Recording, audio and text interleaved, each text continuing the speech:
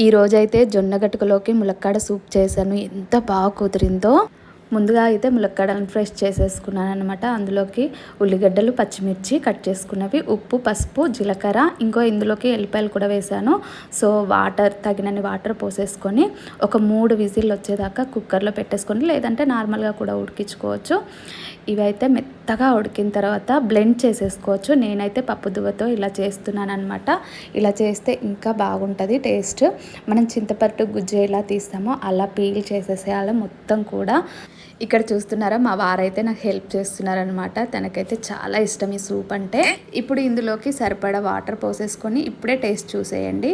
ఇంకా ఒక బాండీలోకి ఆయిల్ తీసేసుకొని ఆవాలు, జీలకర్ర, ఎల్లిపాయలు, ఎండుమిర్చి, కరివేపాకు, కొంచెం పసుపు వేసుకొని మనం ఇంతకుముందు రెడీ చేసి పక్కన పెట్టుకున్న సూప్ని అయితే ఇందులో వేసేసుకొని ఒక్క 5 నిమిషాలు అయితే ఉడికించుకోవాలండి. అన్నంలోకి, జొన్న గట్కలోకి చాలా బాగుంటుంది. కొంతమంది అయితే డైరెక్ట్ కూడా తాగేస్తారు. బట్ నేను ఈరోజైతే జొన్న గట్కలోకి వేసి మా వారికి ఇచ్చేసాను. ఎంత బాగుందంటే చాలా బాగుందన్నారు. సో నువ్వు కూడా టేస్ట్ చేయంటే నేను కూడా టేస్ట్ చేశాను అనమాట. నిజంగా అద్దిరిపోయిందండి. సమ్మర్లో ఎప్పుడు కూల్వైనా ఇలా జొన్న గటకలోకి ములక్కాడ సూప్ చేసుకొని తిని చూడండి, అద్దిరిపోద్ది అంతే.